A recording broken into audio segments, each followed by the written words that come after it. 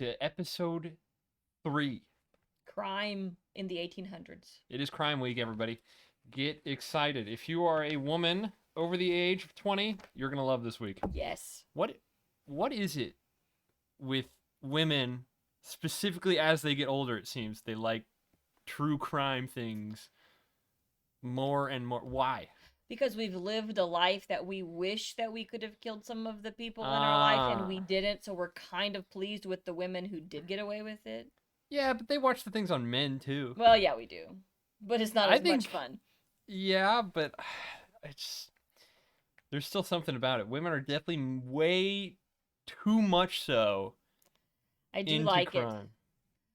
There's a particular show about women who have done crime that I love to watch. I mean, you're watching Dateline and Snapped all the time. All the time. Because I can have it on when I'm like around the house, just walking around, and I don't have to actually be watching it. I can do housework and still enjoy the crime. But there's still so many other options for like background television, and you're like, no, I want the murder one. Yes, the murder. Yes. I can't handle all those mushy love story things. I don't know about you guys, but I'm just not a love story kind of gal. You're a murder kind of gal. I raised 2 boys. They're lucky they're alive. It's just pent up anger of women. I think so. And this is like the release. They're just talking about crime. Like, that's so cool. He deserved it. Yes. That kind of thing. Oh, absolutely. And I think that there are more men incarcerated for being serial killers than women who are incarcerated for being serial killers. And so whether you're a woman who's been on the other end unjustly killed by a man, or if you were the woman that finally justly killed a man, then it's just, it's good to hear. It's all good stuff. And I hear we may have found a murder mystery in our own Indiana paper. We've got a lot. There's more than I thought there would be. I'm in the same time period, and there's just a lot of crime. But it's very different, though. They didn't report on crime back in the 1800s like they do today, and that made it very difficult to actually find these stories. It's very weird. Everything about it's very weird and different. Wasn't really used to seeing what we're seeing here. No.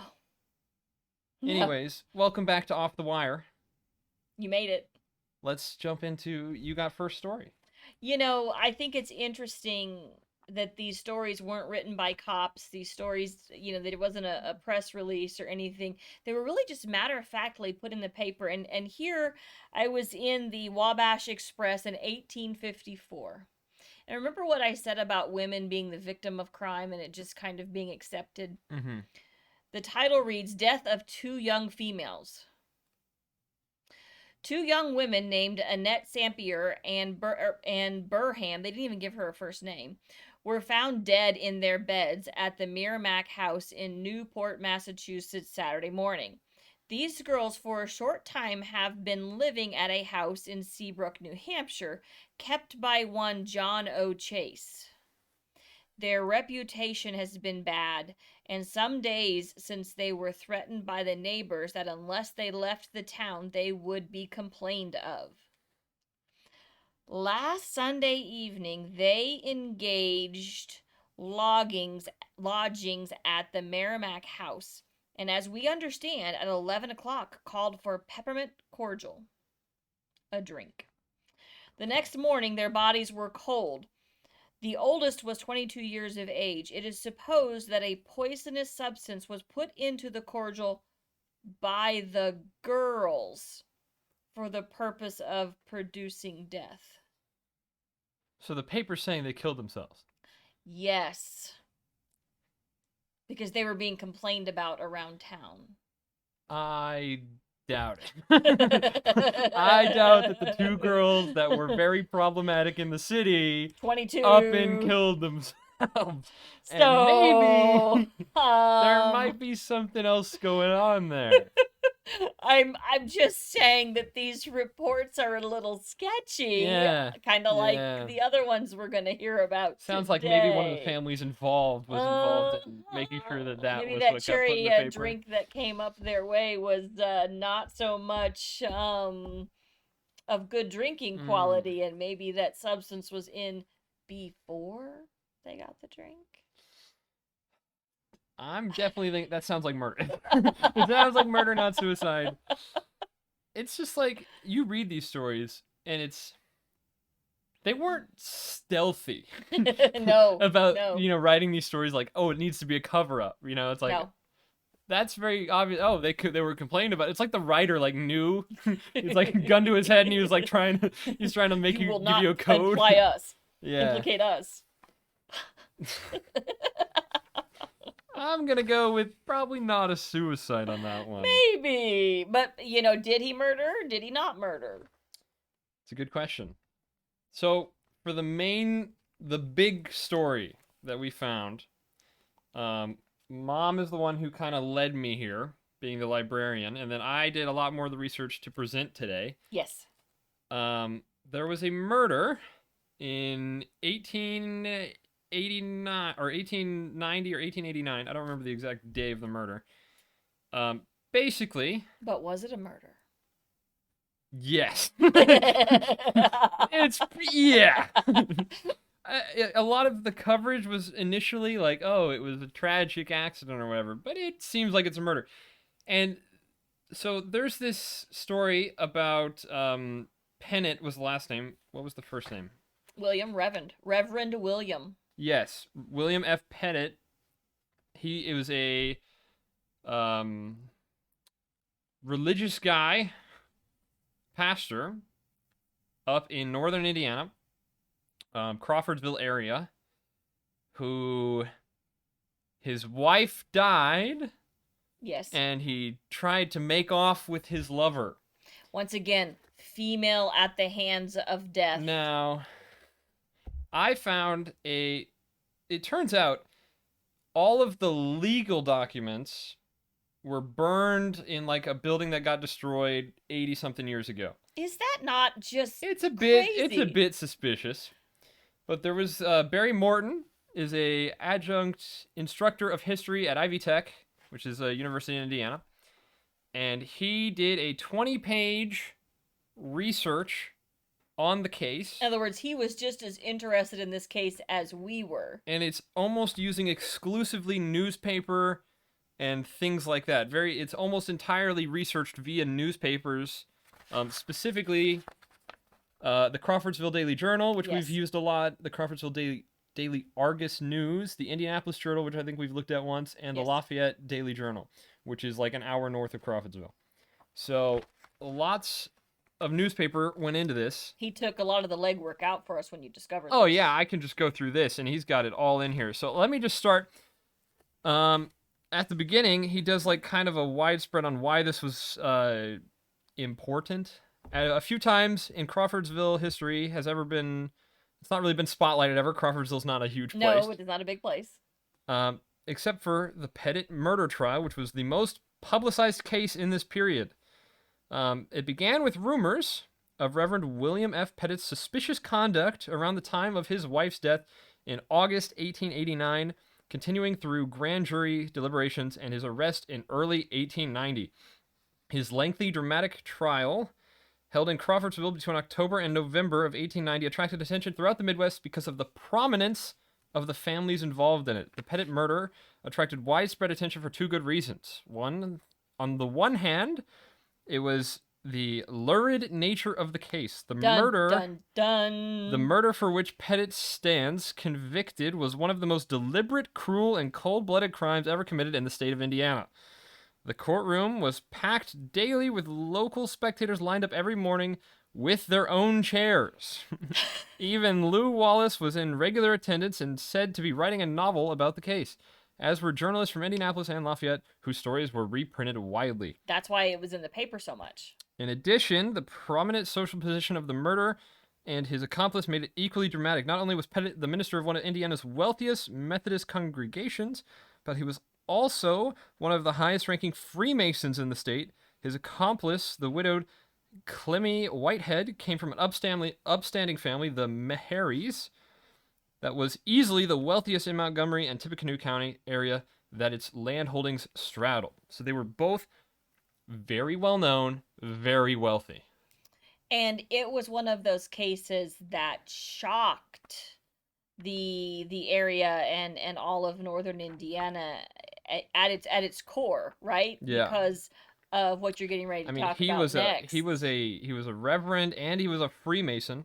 I don't know if you know who the Freemasons were.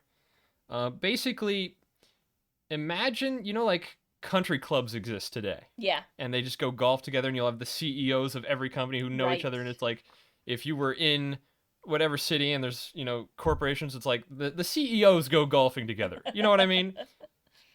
Before golfing was big in America, you had the Freemasons. In England, you had like the Knights Templar. So All of those all of secret those, societies. it's secret, but back then it was more like, overt, and that was how they did. Today, they just go to the country club and talk business, right? Back then, it was the That was the Freemasons. That networking was the agenda. networking of very wealthy, very powerful people. So he was one of those people, and the person he was having an affair with was very wealthy. We'll go into the numbers in a little bit. But let's start by talking about the protagonist, because he goes into talking, he gives like a character rundown of the four most influential people, and it's very interesting Oh to yeah. learn about who these people were. Okay. Start with Hattie Pettit, which was the murder victim. Seems to have been a truly innocent person, born into a religious middling New York family. She became a school teacher, described as not beautiful, Well, that's a but very kind nice and way to highly be intelligent. described. She was well liked figure wherever she went. Shortly before leaving to take up a better paying appointment in South Bend, she met her husband at school, as well as a revival meeting he was holding. Following her move in August, they decided to get married, and he moved to South Bend to join her. She attained a teaching job for him, which he soon discarded, preferring to work in a collections office. She continued to birth their only child in 1882. Hattie was very unhappy very early on in her marriage and met No. fairly frequently with Methodist pastors to discuss this problem. She said her home was miserable and he was breaking her heart. A major source Oh. of unhappiness was her husband's frequent attendance at Masonic Lodge meetings and his continued late night carousings. What are we Carryings doing? on. Whatever. With boon companions that he met at them. Viewing her husband's occupation as a cause of his behavior, she implored the Rev. Hickman to obtain a post for her husband at a Methodist preacher. Hickman spoke to Pettit, telling him he was neglecting his wife and on the way to ruin and had better turn about at once. He said it was true. Her husband, meanwhile, viewed their problems as arising out of mother's sisters-in-law's residence. He rejected them from his residence and found new lodgings for them on the other side of town. So So he he blamed ousted the family. he blamed his marital problems on his mother. It's your fault. Of course, of course. And his sister-in-law, and was like, "Yeah, you guys can move to the other side of town, please. Thank you." I'm the perfect husband. Yes, yes. And so that's kind of the profile So on the the victim. problems in their marriage were not a secret. We'll get there. Uh, it goes. So let's talk about William F. Pettit. I'd like to know a little bit more about this William. Having left a very shady background behind him in New York, Pettit used his move to Indiana to join the Freemasons and to remake his image as a true pillar of the community. In social circles, he Oh. presented the image of an intelligent and successful young up-and-comer. He was said to possess a suave, polished manner, an attractive address, and was possessed of an unusual energy and progressiveness. If he cultivated an upstanding public persona to the rest of Indiana, in his private moments he demonstrated a selfish, callous, and mercenary approach to life. Pettit, one reporter noted, has a fine presence and personality that makes itself felt to the approaching stranger, betraying at times feline, sly, and retreating characteristics that can afford a key to his character. So there were hints. There were hints. He spent time in jail when he was in New York for stealing a revolver. So he was kind of doing criminal things before. Pettit worked hard to prevent investigations into his past conduct because he was trying to upsell himself to the Freemasons. Right. During this time, it would appear that he was deeply in love with a woman in this criminal milieu, but his father refused to sanction the marriage. So this was back when he was in New York doing sketchy things. He fell in love with somebody Who was also doing sketchy. who was also doing sketchy things, and his father refused to sanction the marriage. Pettit claimed to have turned his life around after getting out of jail. After qualifying as a school teacher, that's when he kind of moved with his wife to South Bend. So this guy who gets out of jail can teach kids now too. That's a definite quality we're looking for in our teachers. Great decisions being made by everyone. At both during this time, he met the older school teacher Haiti Sperry at both work and church. According to one source from New York, he did not love Sperry, but she reminded him in certain ways of his first love and married her out of spite towards his father. This poor woman. Now you see why I like true crime. This poor woman. He was setting himself up for success. I'm so proud. Freemasonry quickly developed into Pettit's favorite activity, and he clearly enjoyed the pageantry and male fellowship that it involved. He also demonstrated an ability to impress older, influential men, and rose quickly through the various ranks of the Scottish Rite and the Knights Templar. He soon became known as a man of wonderful fascination and strength of purpose. An admiring fellow Mason said that Pettit was a man of commanding stature, possessed a deep and sonorous voice, and could be extremely genial when pleased to do so. He had an easy flow of language and gained some popularity as an orator. He made his friends rapidly. More compliments, more confidence. Kind of. It seems as though this was kind of put on, but he's like he seemed like a guy's guy. You know what I mean? Man's man. A man's man. Not really caring about his wife very much. Not a very good husband. Definitely not what I would describe as a good husband. And then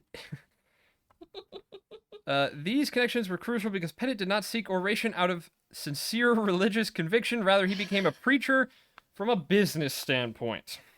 Well, once again, a teacher from crime to reverend for business. Yeah. Well, yeah. Because his heart was not fully in it, Pettit was not a particularly successful preacher. In his first appointment, there was always more or less dissatisfaction among his congregation.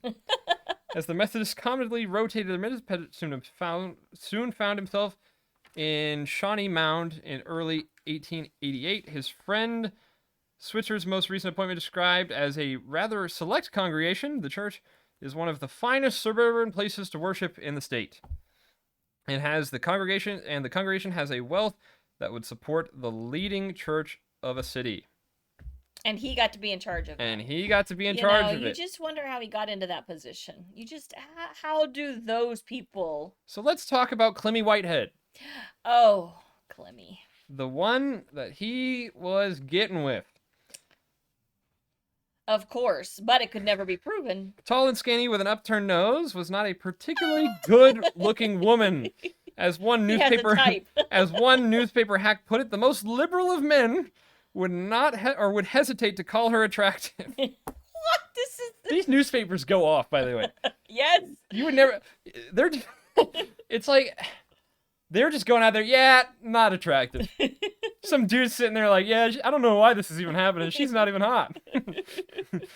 Not even the most liberal man would go for this one. Yeah, it's in the most wordy way possible just to put her down. Or just a piece of meat. Despite her undoubted plainness, her statues of her status as the wealthiest widow in western Indiana brought her several suitors of dubious nature. She was the daughter of heir of David Meharry, who had ventured into Indiana in the late 1820s with his 6 brothers and began purchasing land in Montgomery and Tippecanoe counties. This is all in the Purdue, Crawfordsville area. Right. So if you know where Purdue University is or Crawfordsville, those are the counties that are involved. Anywhere within that hour circle, you can kind of find these places. David Meharry had not only donated the land which Shawnee Mound Church was built, he'd also paid for the building of the parsonage in which the Pennitts lived.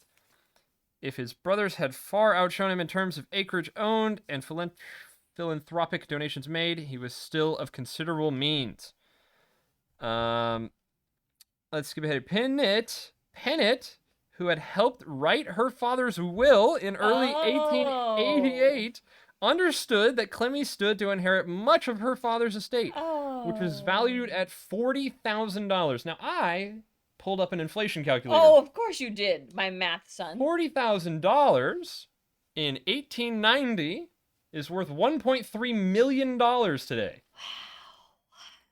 So, and he knew this because he helped. And he knew this because he wrote the will he knew that she had $1.3 million coming her way soon. She had also had other assets of $8,000 inherited from her late husband. $8,000 is 260 grand today that she just had from her husband dying. So she was breaded out. She was balling out of control. Just going. Oh wow. So that explains why the Reverend had his sights set on her. It seems as though it was not just for the romance. No, which he was not very good at anyway, it sounds like. Just saying. Okay. I'm surprised she didn't kill him. She was the acknowledged social leader of that prosperous community, and she was also the most influential woman in that strong church. She was far from a virtuous woman in her private life. Elements of the sordid seem to have soiled her background. Her father was the long-standing postmaster for the township, a side business that he ran. Following the death of her husband, she returned to Shawnee Mount and ran the post office for her father. Some instances of mail tampering, though, led to postal investigations and censure. She continued, however, to be the de facto postmaster. Because nobody else wanted to do it, or I don't know, but just wanted our mail tampered with. Yeah, or it's kind of strange how the old guy goes away, a new person shows up, and what's happening to my mail? Which was really important back then. I wonder how she's getting her $8,000 in assets. I know. Mrs. Whitehead was also not shy about seeking out male company. During the 1880s, she socialized regularly in Lafayette and began an affair with Septus Vader, the gallant and married publisher and editor of several Lafayette newspapers. This comes from a newspaper, by the way. This is quoted coming from a newspaper. All I can imagine is this newspaper found out that this lady who was a part of this murder found out that they were connected to a different newspaper. Absolutely. And just starts going off on them. Oh, yeah. Look at the Lafayette newspaper who's in bed with a murderer. And he's married. We're putting that in the paper. Because this is our social media. It's crazy. These people were wilding out, going off on each other, just posting the most scathing pieces in the paper that they could find. All of the drama, all of the tea, all of the unconfirmed rumors. It's in a paper somewhere, either Crawfordsville, Lafayette, or Indianapolis. It's in a paper somewhere where they were just going off on each other on how they were connected to these people and what was going wrong with these people's lives. Vader seems to be well known amongst his fellow Masons. He was a Freemason for stealing into the black neighborhoods of Lafayette in the wee hours to frequent women of the night. This guy's going off on this guy. This married publisher of Lafayette. He's not only what that's all about. There's got to be some sort of unspoken beef between which I want to know which paper did this come from? Vader. This came from is he the owner? This came from a Crawfordsville paper going off on the Lafayette Daily Journal publisher. Well, I gotta go after the big boy. For frequenting women of the night and hooking up with Mrs. Whitehead while being married. They were going at this guy. And he had nothing to do with this. In addition to visiting Mrs. Whitehead regularly and embarking on numerous unaccompanied moonlight rides together, the pair went alone to Cincinnati and elsewhere alone. This is, again, talking about the Reverend, not that random writer.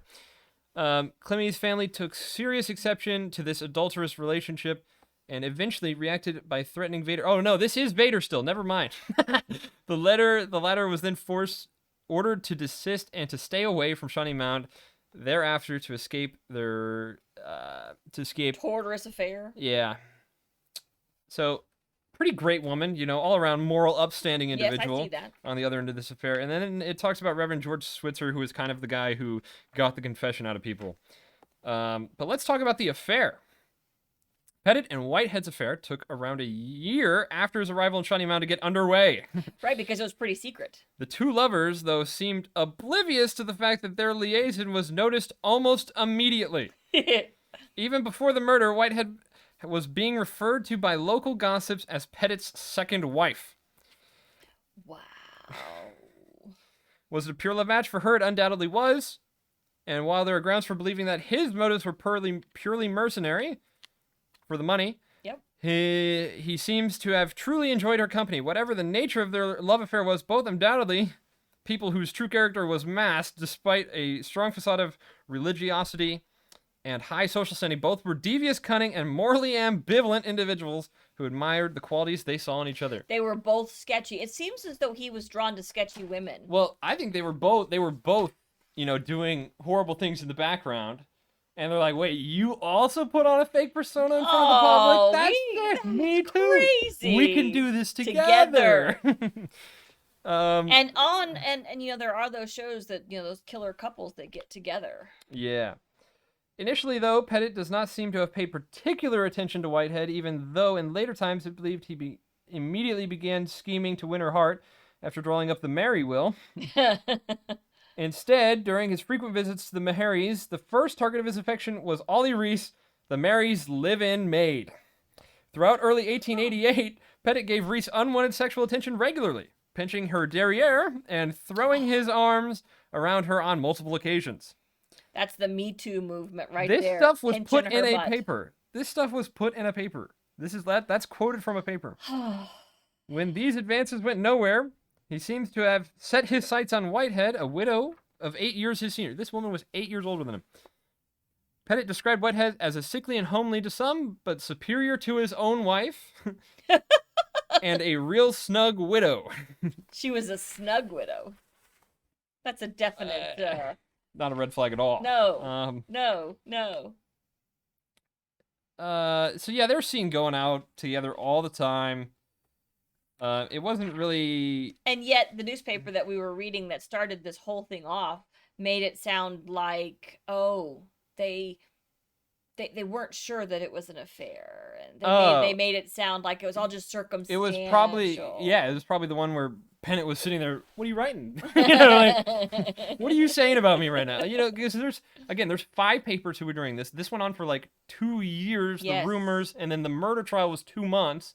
So you have 4 papers, all writing articles. You can find some articles that are like, oh, he's innocent, right? And he did nothing wrong. And then you can find some papers where it's like, they had an affair going on forever. He clearly did it. He did it. This is how he did it. It's like you have papers that were very detailed about what happened, and then papers that were like, oh, we don't really know yet. And it's like, depending on what time you pick. Yes. And which paper you're reading. Well, that's what sparked all of this, because we read an article. You find one article, and it's like, what's going on here? And then you look up the story, and you find out there's hundreds of articles total. Yes, because our article was the aftermath, and I know that you will get to that, which is what sparked us to say, wait, what? So at some point, Pettit told Whitehead that he loved her and disliked his wife, and that he wanted to marry her.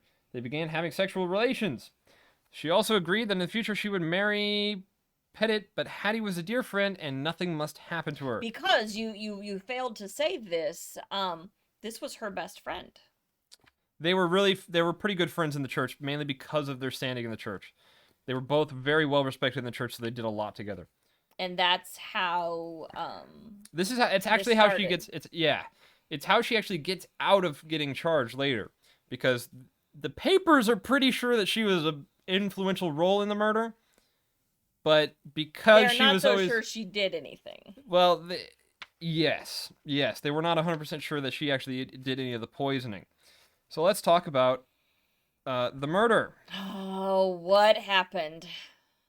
So there's this plant called... Where did I put it? I know you have it highlighted there, don't you? Well, Hattie returned on the evening of Friday the 12th from a vacation, and she was dead within 5 days. Although there are no witnesses who could testify to seeing Pettit administer strychnine to his wife, there was significant circumstantial evidence to that effect. During the 4 days in which Mrs. Pettit fought for her life, she was poisoned at least on 3 occasions. There's also a story where supposedly he grew a patch of it in his yard and killed his dog with it to make sure that it was lethal. So he gave it to his dog to make... He's such a nice man. He's like, I don't know if this is going to work. Here, you try it, buddy. And then the dog died, and he's like, yeah, that'll probably work. Again, that's all... Circumstantial, maybe, newspaper rumor, but nobody other than Pettit or Whitehead fed her during this time, and witnesses remembered the two feeding Mrs. Pettit shortly before the set of strychnine convulsions began. Moreover, Pettit and Whitehead's behavior during Mrs. Pettit's convulsions continued to be intimate, with the two being spotted alone together several times. They were also heard having sex furtively What? on the night before the murder and on the day of it as well. They were getting at it while killing her Wow. in the same house. That's a special level of evil. In the same house as your dying wife, you're getting at it with your affair. This poor lady. I tell you what. So in the end, she knew what was going on with her best friend and her husband. It seems so. It seems so. Obviously, we can't confirm nor deny, but on returning home, he called for his close friend, church member, and fellow Freemason, Dr. John Yeager, to come and attend his wife. Haiti told Yeager that she believed that she had been poisoned by strychnine. She was on the money, which she believed that she had ingested while cleaning the cupboards that previous day. Pettit, meanwhile, downplayed this explanation and thought to convince Yeager that his wife had contracted malaria in the swampy environments of South Bend. Boy, South Bend was a swamp, huh? There's... it wasn't strychnine, that's for sure. I don't know. So, Dr. Yeager's treatment of Mrs. Pettit undoubtedly assisted the murder to take place. He had never before assisted in a poisoning case. By his own admission, his close relationship with Pettit affected his judgment. He feared Haiti had been poisoned, but was unwilling to draw that conclusion. Hence, he treated her for poisoning, while in the public maintaining that she was suffering from malaria.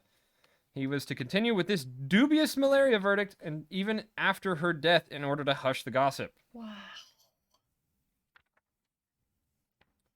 That just seems wrong. All of this just seems wrong. The deed was done. Pettit then acted very quickly to arrange a funeral. Within hours, after a flurry of telegrams, he arranged for a prayer service that night, a funeral at Shawnee Mound early the next morning, and summoned the Rev. Switzer and to officiate them. A funeral parlor in Lafayette was instructed to send men with full tools by fast team to thoroughly embalm his wife immediately following the funeral. And after the embalming, her body was to be transported by train to her hometown in New York, where a funeral and burial would be held. The next day, news of her death was publicized in the Lafayette Daily Journal, and the official cause of death was recorded as malarial poisoning. That is crazy wrong. Well, the Lafayette Daily Journal seems to, I'm assuming, they didn't do the best job here. Apparently. But they were also getting called out the whole time by Crawfordsville paper. I don't think they came out the winners in this one. Then there was the Popular Justice Campaign against Pettit. So this is kind of the stuff we were reading when we found it. This was happening. The cause of death was malarial poisoning, and they were gonna let him off. But during the months that followed Mrs. Pettit's death, a growing campaign for an official investigation into her death took place. And it really involved residents who were using rumor, gossip, and shaming to create, an opinion here. Like, it was all the rumor mill. It was all circumstantial and all the rumor mill getting around, and They were like, yo, this is kind of sketch. The combination of these forces eventually led authorities in Tippecanoe County to open an investigation and order an exhumation of Mrs. Pettit's late in the year. And then later... But that's the thing. It seems as though, like what we said about all of this stuff, it was really, even the things I got, it's all hushed. Yes. Later, when they exhumed the body... They need more Hennessy's on the police force back then. They do. I don't think I highlighted this part, but later they ended up exhuming the body, and they found amounts of strychnine, and that's when they put him on trial. I didn't realize that's when they prosecuted. So they exhumed her. They exhumed the body and found traces of the poison. Wow. And then that's when they put him on trial. And he's still proclaiming his innocence. She is. He, I think, ended up confessing to that pastor that he was friends with. And who was friends with her, who tried to get him to stop cheating. Yes. On his wife. He confessed to that pastor that he ended up doing that, got used in court against him. So I don't think I think in court he claimed innocence, Okay. but he told his friend, and then the friend testified in court against him, and she never got put on trial Do you know how because the do you know how he won the appeal? I do not know about an appeal. So he won an appeal, and it was big news because they were going to give him an appeal to have a retrial. He won his appeal, and I didn't research into what caused the appeal. He won the right to a new trial in There 1893. you go. Based on the absence of a key witness during the Crawfordsville hearings, as well as some strange decisions made by Judge Schneider. Pettit, though, succumbed to his illness on the very day of this verdict, although records vary as to whether he heard the good news prior to his death or not. His mother, in the meanwhile, had gone insane following the guilty verdict and would never recover. His daughters grew up in the care of his maternal relatives in New York and aged into respectable Spinsters. Pettit's final indignity was to have his sister-in-law refuse his burial in his wife's cemetery plot, relegating his corpse instead to a spot next to his hated father. Yes, so he won the right to a new trial based off the absence of a key witness. Okay. But then he died on the day that Which happened. I think is so fitting. I'm sorry, but I think that's fitting. So he was found guilty, got the right to a new trial, died I on know that day. that they say an adulterer does not make a murderer, but come on, as you listen to this, if you put it all together, let's think about it logically. And then the wife got away, or the lover got away with it, and the paper said no one ever really believed that she had any knowledge of Pettit's intention to murder his wife. She was simply the weak victim of a strong and designing man. Sure, She got away with it. She was. she doesn't get away with it in 2022, by the way. You know what I Okay, mean? I would agree. This is partly because of the mistreatment of women. Yeah. We're like, nah, she's too dumb. You know, the Women thing is, could never be that she smart. was having it on with him in the room while her friend Oh, is yeah. dying. You are They are guilty wealthy. of something, They are okay? part of what fueled all this, both families had maids in their home, and there is a lot of rumors coming out of these maids. Well, and that's what happens. It's always the house staff. I mean, yeah, you see that in even modern depictions of these rich people with house staff. You see those modern murders in these big houses, and it's always the key witness is the maid. Who's Oh, like, well, right. Oh, well, I knew they were getting it on for a while. Because I I'm overheard them all the cleaning time. the sheets.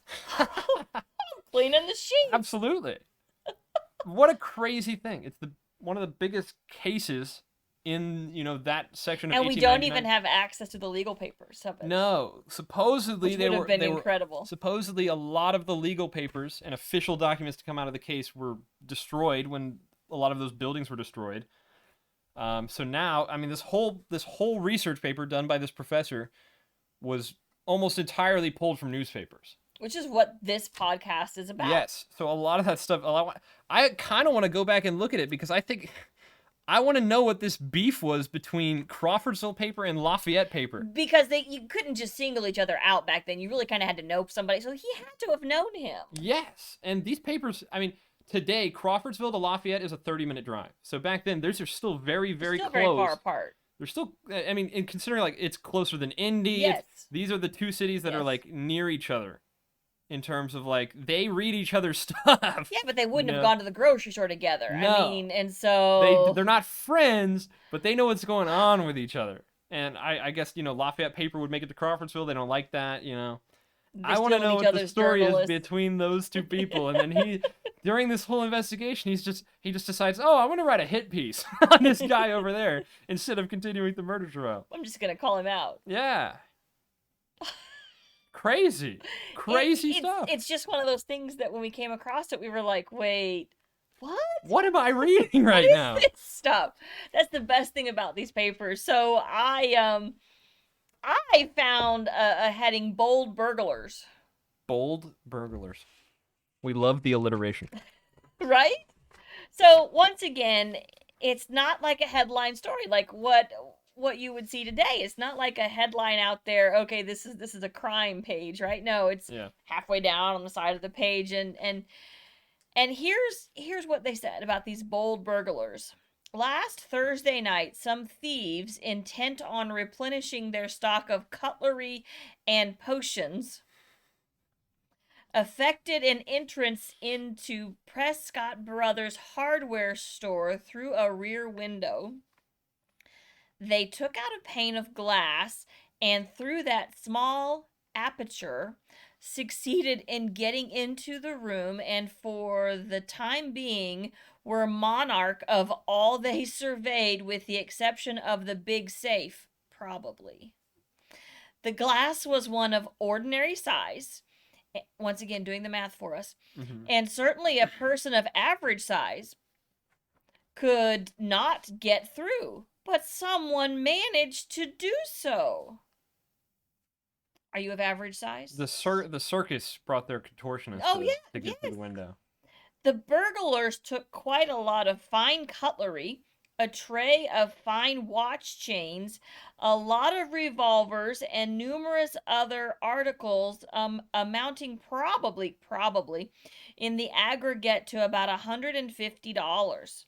This is quite a loss, and too great efforts cannot be made to bring the guilty ones to justice. It just sometimes appears as though people are awful. So they stole $5,000 in modern money. Cutlery. In cutlery! And revolvers. And, okay, the revolvers probably made up most of it. They're going to have a crazy dinner they're party. They're going to have, like, a Knives Out kind of party? They're having an insane dinner party. So then they go on to say that this is not only a case of burglary, but it is truly a case of... I don't know. The word's, like, blurred out. It's gone. I can no longer get it. No, I mean, it's, like, gone. I mean, like, you can't read it. Yeah. And so sometimes when the papers get scanned in, it's so very... I have this wonderful finish to this article. And it's gone. No, the world may never know. But it is calling out the policeman. It says, wouldn't it be a good idea to employ a policeman to look after our equipment? So I saw this thing about the police, and it was mentioned. It was mentioned in this story with the Reverend. Yes. I did not know this. This is very off topic and random. No. America's justice system was an evolving, contested arena well into the 20th century.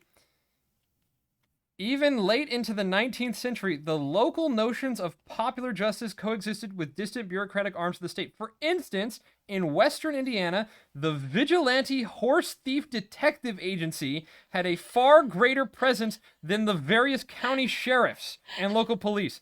The Vigilante Horse Thief Detective Agency. Now that's an organization. I looked this up. There was a national horse thief detective agency, and they had more jurisdiction than sheriffs did. What? If you were a part of the National Horse Thief Detective Agency, you were allowed to go between counties and operate. Sheriffs were required to stay within their jurisdiction. So the Horse Thief Detective Agency had more power than your sheriffs did in your county. And I was like, what am I reading right now? That might explain why the police didn't immediately put any kind of crime in the newspaper. No, it seems like the police were kind of a joke for a while. Yeah, because, now you got the police blotter, that's in the paper. Yes, it's like, even when you see, like, on local news, like, on TV, it's always they have, like, the press person. Yeah, no, that's not how this was. No. But, yeah, I was like, I've never heard of this Vigilante Horse Thief Detective Agency. And it was like a real thing. You can look up the Horse Thief Detective Agency and you will find information on Indiana's... We might have to look into some of their antics. Yes, it was just the craziest thing. I was like, I was not ready for it. I was like, why am I reading about Horse Thief Detective Agency? So you remember we talked about how we would just call people out with those little finger marks in the paper? Yeah. I found some of that with crime. I can follow up on that. Okay, well, here's a couple of little ones. A woman died recently in Trenton, Michigan, giving birth to her 31st child, the oldest one of which being but 29 years of age. She died giving birth to her 31st child. And her oldest child is 29. She. Trying to do the math here. That's insane. I can tell I have you perplexed. I don't think that woman has had a period in 30 years. I would not think She's so. just constantly beating it. Every time she has my a baby, gosh. she's going for the next one, Oh trying my to gosh. beat that first period coming back. That's insane. So, a burglar escaped from the Tombs in New York on Wednesday night by crawling through a hole 6.5 inches wide and 10 feet long. No more details given than that. None. However, I do think this one's funny. The wife of a petty justice in Odessa grossly insulted a coachman who had her arrested and brought before her own husband for trial. The judge fined her 50 rubles. So these sound like stories that came out of, all over the place. Okay. I have Crawfordsville front page. Oh, you found a front page crime story. Talking about the Darlington kids. Oh. They develop burglarious tendencies They and are weren't darling. brought down to see Judge West. On Sunday afternoon, as Vincent Craig sat in his store at Darlington with all the doors locked, he heard a noise at the rear screen and quietly awaited developments. He could distinguish boys' voices on the outside planning a raid on his stock, and finally, after they had cut the screen out, he stepped forward and confronted them. They were Ralph Almond, Willie Wolliver, and Tracy Marshall. Calling him out. None of them over 12 years of age. They called him out by name, none of them over 12 years of age. It is charged that they also broke into the store of Mr. Young previously that day and hooked a lot of cigars. Well. So warrants were Wednesday issued for their arrest. Thursday, Deputy Sheriff Phillips went up and took Masters Marshall and Wolver into the net, but the almond boy could not be found, his relatives having spirited him away. They spirited him away. The two lads who were arrested, however, were brought before Judge West at 11 o'clock, arrayed in their Sunday clothes and scared faces. Judge West talked to them in a fatherly way, and encouraged by his gentleness, Master Wolliver told a cock and bull story. Cock and bull story. To the effect that he and Marshall had been engaged in trying to induce Almond not to break into the store when they had come upon by Mr. Craig. He vigorously denied having hooked cigars at Young's place and insisted that he and the Marshall lad were simply acting as missionaries to the bad almond boy. They are throwing him under the bus! As Prosecutor Reeves had gone to the Lafayette Street Fair, the court allowed the parents of the children to take them in charge until in the afternoon. The youngsters appeared in the afternoon. Judge West stated to their parents that he would allow them to take the boys home and would hold them responsible for their appearance here next Tuesday for the trial. They were going to put them on trial. Judge West will conduct the trial without the intervention of a jury. It is said that the almond boy who eluded arrest is a tough proposition for one so young, and has been badly spoiled by the loafers about town. Oh. It has been the delight of some of the store box warmers up there to hire the little boy to curse people. The lad being perfectly willing to blackguard anyone in town for the magnificent sum of 5 cents. He's just an entrepreneur. In other ways, his badness has been encouraged. And that he finally robbed the store is hardly to be wondered at. The parents of the other boys would do well to give them a good spanking and to have them here next Tuesday prepared to tell the truth. A flimsy story told in court will do them no good. So clearly, you have one boy who is eluding arrest. Seems to be an absolute menace. He's really doing some top G behavior. Crime for money, 5 cents. Entrepreneur running around blackguarding people. Anyone in town for the magnificent. Anybody. He will do it to anybody. 5 cents, anybody. No shame. He's 11 years old cursing people. And now he's robbing stores. What are the odds he got paid to go rob that store? 5 cents, he'll do just about anything. If Mr. Young's store doesn't have cigars, where are they going to shop? Where are they going to shop for him? Come on. 5 cents for that? That seems worth it. This is an Oh. entrepreneur finding a hole in the We're market. gonna have to like search his name and see what happened to him. And then the other two were claiming, oh, he's so bad, we were trying to get him to stop. That's when he confronted us outside. We had to follow Do you him. We believe wanted that? to make sure that Do he you was... believe that? Do you believe it? Do you believe that Not these a two kids were chance. innocent outside? Oh, you know that kid showed up, rolled out 5 cents, and he's like, look at the money I'm making. You know, 5 cents? you That's crazy. You know how That's you so were nuts. growing up, and Oh, me and my brother selling Jolly Ranchers Jolly Ranchers. at school for a quarter. You were making the bucks. Absolutely finessing the 4th graders. Now, the interesting part, trial's next Tuesday, a week from when this was written. So I go to the next week, and I actually found this one first. A correction to the editor of the journal. Oh. I wish to correct a statement which was published in your paper last week concerning Willie Welliver and Tracy Marshall. Oh. The paper stated they denied breaking into Young's store and stealing cigars. I want the people to understand that these two boys, Willie Welliver and Tracy Marshall, have never been accused of breaking in Young's store, and so far as the flimsy tale was concerned, they told none. All they told was the truth. They were nearby when the attempt was made to rob the store, but had nothing to do with it. These two boys have always been honest, truthful boys. Oh. And we would love yes. to see them have justice through the papers. They were Justice taken through the papers. They were taken before Judge West Tuesday, October 1st, and pronounced not guilty. This should be a warning to all boys to be careful of bad company. The guilty boy has flown. The guilty boy flew the coop. My theory is that this was a mother Yeah, getting it her was. boys out of trouble. Yes, it was. A mother wrote this, convinced Judge West that her Yes. kids were innocent, and I've sent in never the had to do that for story. you. I've never had to do that Sent for you. in this story. Oh, my boys are so innocent. They need justice through the papers. It was the other boy who did it. Well, you know, if somebody been going at my baby bird, they would have they been would in have trouble. received a correction, is what would have happened.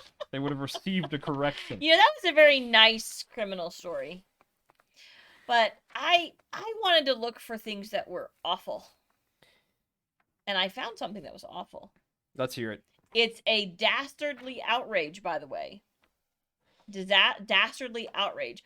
One of the most dastardly and heinous outrages that ever disgraced the annals of civilization was perpetrated in New Salem, this county, last Friday week. This is in the Plymouth Democrat in 1869.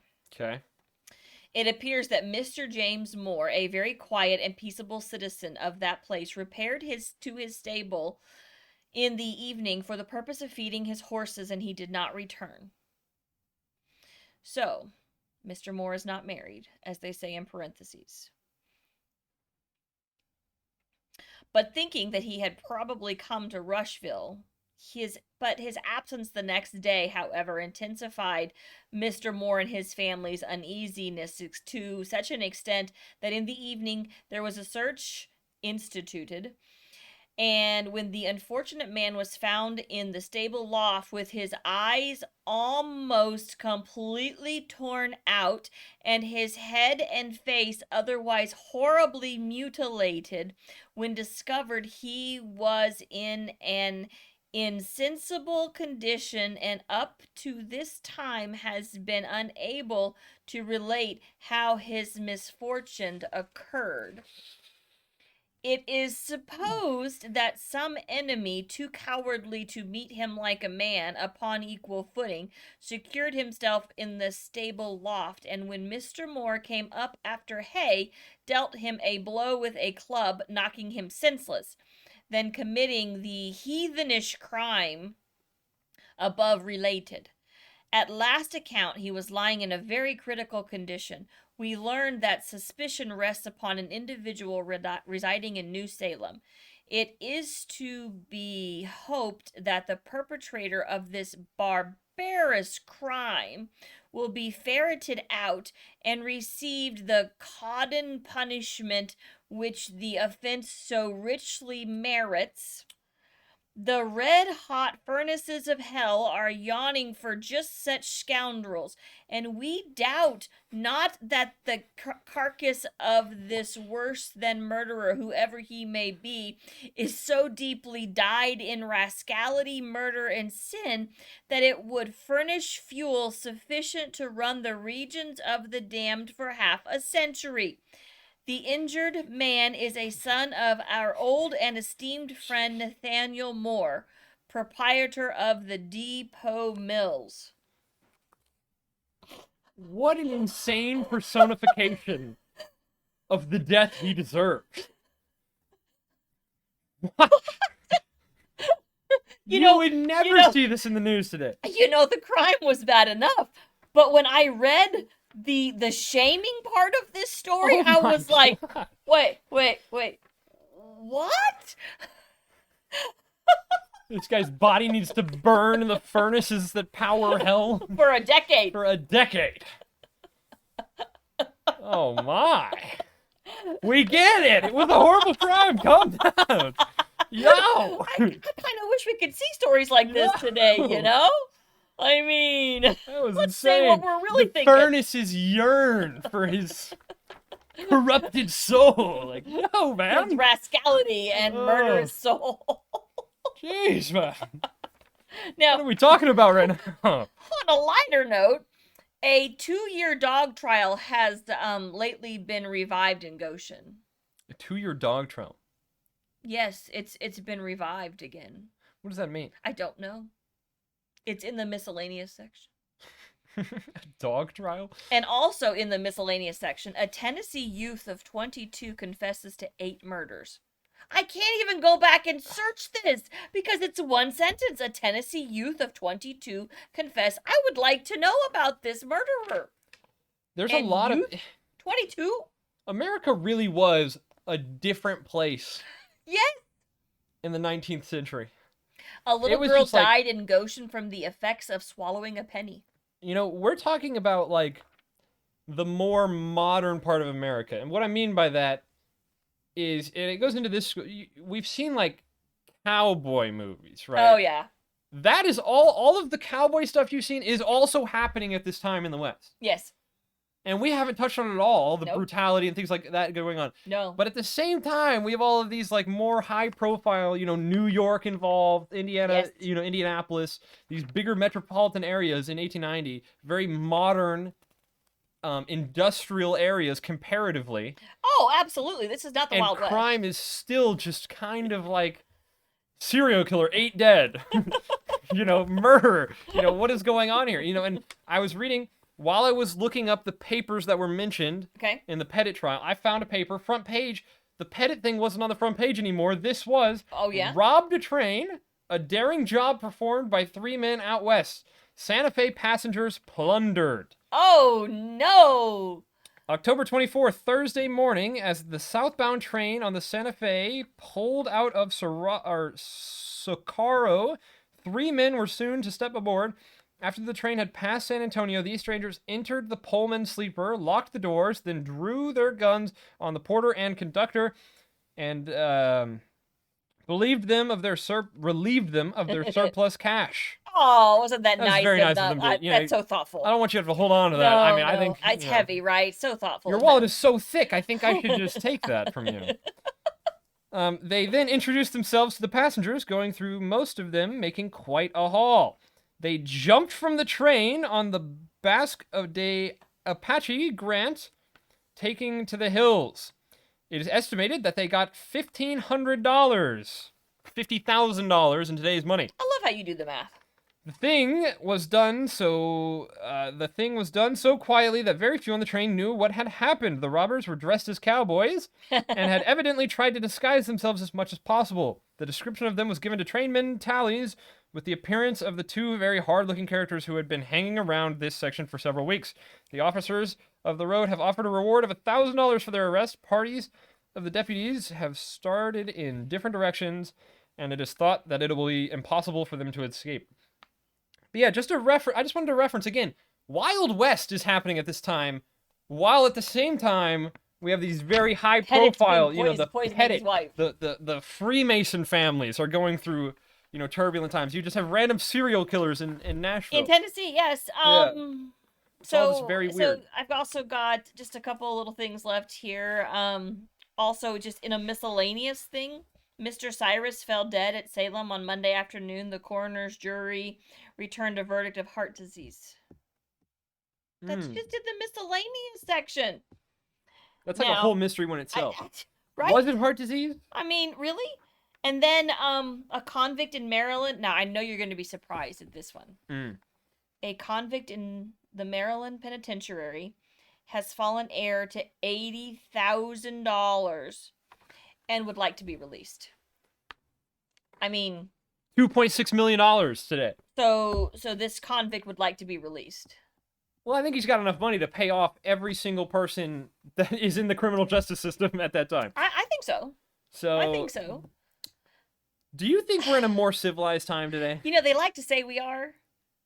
I don't think so. Well, I don't think so. I think that we always used to think that these little news stories were just little news stories, right? Yeah. And I don't think people have actually looked into these newspapers to see how similar they were written to match our social media. Yeah, I just feel like all of the this is crazy papers, stuff. It's so unique because the papers it's like fully written by just random writers. You know what I mean? Yes, and there are just stories in there. Yes, and there wasn't like the police system Nope. and justice system wasn't as developed as it is today. There's no police nowadays blotter. every police department has a press person. You know what I mean? And that was not the anytime case. anything happens, the press person will come up and give you their official statement on what happened. No. Back then, their cops might have been involved, but they're just saying it to a reporter. A reporter can say whatever he wants, and very clearly, in a lot of these circumstances, he says whatever he wants. And the journalist writes whatever they want. Yes, they do whatever they want and just kind of report on it. So you get these wacky scenarios where there's a lot of just rumors ending up in the paper and a lot of just misinformation or diversions thrown out there. They'll take a break in the middle of the murder trial to talk about how the Lafayette paper guy is involved with the woman that was involved in the Pettit trial. So it's like they'll just do that because they want to. It's something to write about. It's just something that in doing this project, it's really opened my eyes into where we were in the 1800s and where we are today. And maybe there isn't such a big difference between us today and it's us similar back to then. like the discourse you see in the papers. I would compare it to the Amber Heard Johnny Depp trial. You had like what the news was showing. Right. But if you looked at social media's you response, had the public opinion. That was what you would see in the papers back then. Yes. So you would see these high-profile people on social media today, and you'd read that and be like, well, that's kind of an insane thing to say and very rumorous and maybe or may not be true. Right. That's exactly what we're reading, it feels like. And I feel like people thought that was fact. Oh, yeah. And I mean, in a lot of cases it was, but the problem was there were 50 newspapers, going over the same story, and only one or two of them got all the right things right. And then everyone else is just like trying to get their word in, and I heard this rumor from Joe Schmo, and that's the one they're going with. So what do you think? What do you think for next week? What are you thinking? I don't know. I think we just get back to finding some crazy. We didn't do any ads this week. We didn't do any ads. So we'll find some of that. I'm thinking we try to move newer slowly. Try to maybe make our way to the 20th century because I feel like we've done a lot of 19th century. Okay. And we can try to start moving up the years a little bit and see if maybe... It's just been so much fun in the 1850s. It is so crazy what is going on in America in the 1850s. Between the end of the Civil War yes. and the 20th century. It's this whole incredible. period is a very strange time in America. Yes. So, on that note, you'll find out more strange things with episode 4. If you choose to come back, we'd love to have you. This is Off the Wire. Thank you so much for coming. Thank you so much. Check you next time.